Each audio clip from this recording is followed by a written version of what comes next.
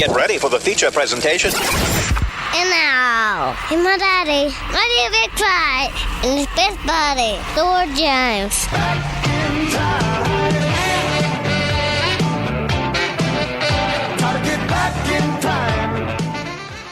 So, welcome in. Thanks for joining us for another podcast. We're podcasting. As always, joining me, my best buddy of over 20 years, right over there. That's Stewart James. Stop, you're giving away our age. Honestly, that is...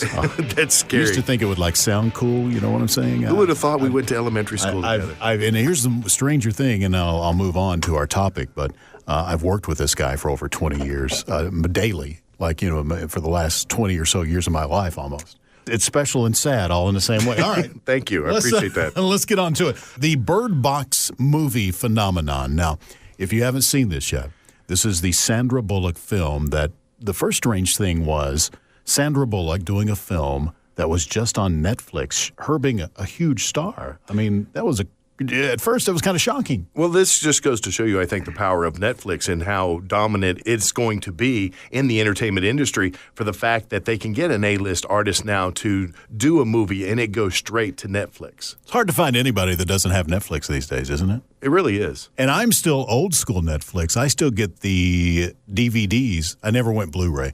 I still get the DVDs delivered to my house. I have a queue, and every week I get another one, And your VCR still flashes 12. Watching the movie. I still have a VCR. Here's the deal. What was the last major motion film that you remember Sandra Bullock being in? Now, the one that came to mind was The Blind Side.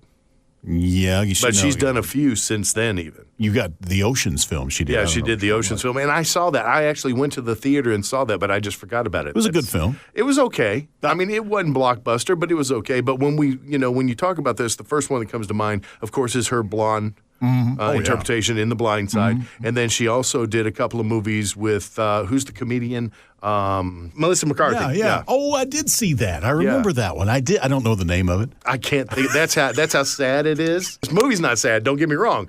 That's how sad we are. We can't think of the name of the movie. But I did see that movie. That's true. Oh, so yeah. So anyway, what I'm trying to say is you're used to Sandra Bullock being involved in major motion pictures and that being in theaters. But here you go on Netflix. So that was strange thing number one. But I watched this movie.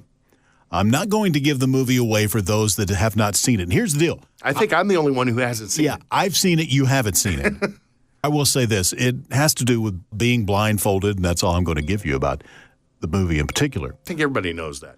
I think you've seen the pictures, you've seen the skits. My favorite skit about the movie happened to be on The Tonight Show a few nights ago. Jimmy Fallon was on. He blindfolded his entire cast, the guys from the band, his MC, all that. And they went down, they were going down the hall, and they got to a room, and they took off the blindfold, and the monster was Lindsay Lohan. That's pretty good. Yeah. So a lot of challenges are taking place, which Netflix says, please don't do a blindfolded challenge. The most interesting one, so I heard, was this. Number one, there was the Bird Box bowling challenge where people were blindfolding themselves and bowling. And you and I, we've done a lot of bowling in events and things like that in our past. I've seen people that this would actually help. I would be one of those. If you blindfolded them, the score would actually go up. It couldn't get any worse. So I thought that was an interesting one, right? The other one, which I wasn't on board with, was the Bird Box dinner, which people would pay money, and they did. I mean, there's a restaurant offering this.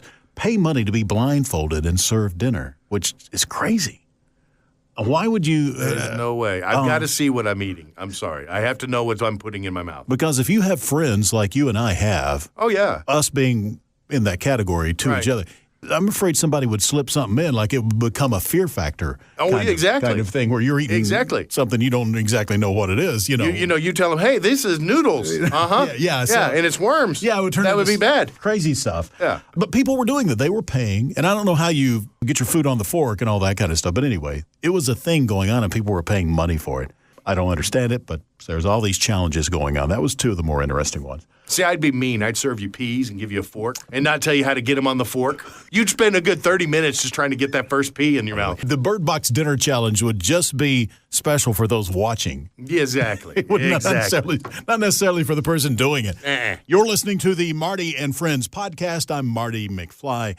That's Stu James. For the movie, though, I will say this, and I think it's due to Sandra Bullock being a great, great artist.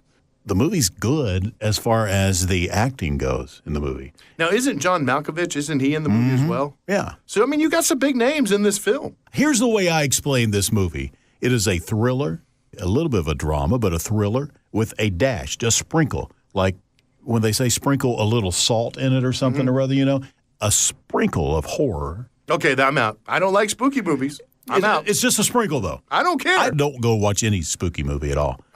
I got better things to do with my time, and I don't even go to haunted houses or anything like that. My wife and my mother-in-law went to the Bell Witch Cave not long ago, and we were on the motorcycle. I drove, not all of us. All three of you on that one bike. That's amazing. I took him up there, and then my mother-in-law drove, but then I just said, I'll be back in an hour. You guys have fun. And I went on a motorcycle ride.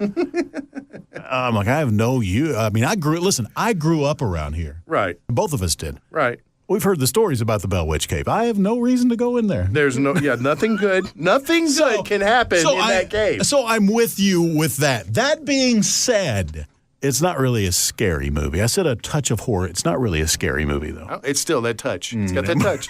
I want to keep positive things in my life, okay? So as they navigate through this movie, again, it's around being blindfolded. I'm not going to tell you the reason why because I don't want to screw this up because a lot of people have not watched this movie. But I'm going to say this. It's around being blindfolded. I gave you the things it kind of is. But what it is overall is a pop culture phenomenon right now. I will tell you this, and look on social media. How many references to this movie have you seen? Oh, it's everywhere. Now, my daughter did watch the movie the night it came out. Mm-hmm. So it had a buzz with the younger generation even before it premiered. Because the night it came out, she was watching it. Oh, wow. I didn't watch it the night it came out. Mm-hmm. And here's the deal with me, and I want to hear what your daughter and the person watching it with her said. Here's the deal with me. At first, my wife, she said, hey, let's watch this. And I'm like, oh, Sandra Bullock, okay. And I sat down. And then I'm like, at first I'm like, and I was kind of like, are you kidding? This is going, But then the more I watch it, the more I'm kind of like, well, I need to see what happens now. At first, the first 15, 20 minutes, I was thinking about going and doing something else. Right. But then I'm thinking, well, I got to figure out what happens now. And then I ended up overall, even though I said when it was done, well, that's kind of weird. But overall, was a good movie. And I wasn't frightened. I was scratching my head still in a couple parts of it. But I was entertained, and it was worth my time. Now, what was the experience that your daughter had? She described it as more creepy than scary. Yeah, okay, I go with that. Yeah, she said more creepy than scary, but it was worth the watch. Now, this is the thing. So my daughter's a senior in high school. Mm-hmm. She had a gentleman over who's also a senior in high school who he's going to be attending school around here. He's playing football. So you imagine it's a big kid, okay? Big guy. Shouldn't call him a kid. He's as big as me. He was terrified. Oh, really? He was scared out of his mind. I had to walk him to his car. I kid you not.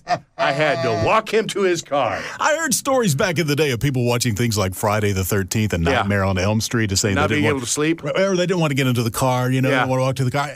But not this movie. No, that's how spooky or how scary he is. But this wasn't a slasher movie. It didn't matter. I had to walk him to the car. I said, how are you going to get in the house when you get home? He said, I'll call my dad. It's got to be embarrassing as a teenager, doesn't it? That's how scary. He didn't care. Wow. He did not care. So this does not drive you to want to see the film because everybody's spooked out. Yeah, no, I don't like spooky movies. I told him, I said, I wouldn't watch it. I said, I keep positive things in my life. Give me a good cartoon. A good Disney cartoon. You and I are so alike. It's crazy. I'll turn on a sitcom any day. Oh, yeah. Over a drama. Oh, exactly. In fact, my wife gets mad at me when we watch some of these shows, and I won't let her watch some shows because I like to use the fast forward button. Even on my shows, I watch shows like SWAT, which is the new SWAT's one of my favorite. But all through the drama part of it, because they have to mix drama and story with action. Anywhere that serious dialogue. I fast forward. Yeah. Just to the action. That's what that button's for. Yeah, get to the action. Just to the action part. I still get the point. I do.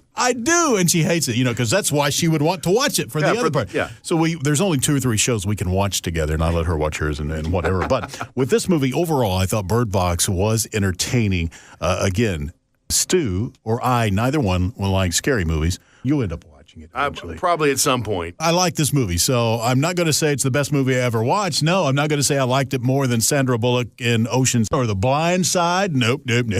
Or Miss Congeniality. I love that movie. So I didn't like it better than that. But you like the movie for its uniqueness. There's never been anything quite like this movie. And you have to have a little bit of an imagination to stay through the whole thing as well. You're listening to the Marty and Friends podcast. I'm Marty McFly. That's Stewart James. See, this is what I take from it. Movie theaters better be scared. Netflix is invading their world. Yeah.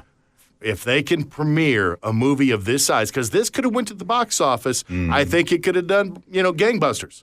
And therefore, Netflix is knocking on the movie theater's door now. So, I mean, you have Sandra Bullock doing it, so who's next, right? Exactly. Because you would probably figure it's an easier schedule maybe to shoot a Netflix movie, maybe, I don't know. I would assume not as many big sets to have to pay for, easier schedule. But if Sandra Bullock signed up, who's next, right? Exactly. Could be another A-list star next. And which big movie is going to decide to go to the route of Netflix rather than go to the box office? Movie prices just keep going up. I mean, it's the experience, obviously. But still, you go to the movies, it's $13 for a ticket on average. I mean, it could be more. I'm just going to throw 13 out there. Then, the entertainment aspect, you got to have the popcorn and the drinks to go along with it, and that's going to run you another 20. Easy. Right? With you and a date or you and your wife, you're in $50 pretty much for a movie. That's why Netflix, I think they're a serious threat to movie theaters. The world is changing fast on how we consume everything, right? Yes. If I had to give a movie review on the Bird Box movie from Sandra Bullock on Netflix, let's see, Sandy. What am I going to give you? I would give it I'll give it a 7. I would give it a 6, but for the uniqueness of the movie, which I think is very important, I'll give that a 7. I think it's definitely worth your time. Even if you don't like scary movies, because like I said, it's just a dash, just a little tinge in there of the scary stuff. Here's what I'm wondering. Will Netflix, now that they did this, and I think streaming is the only way you can watch that movie right now. No, it is. Will they press that to a DVD and offer that on a DVD? They don't have to. I guess there's only like 10 of us that are still ordering those DVDs. Right.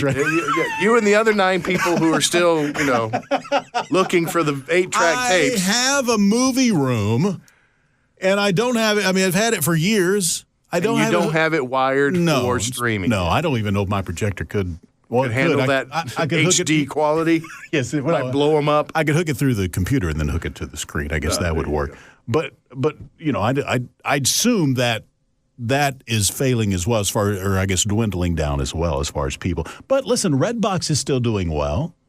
There's Redboxes everywhere.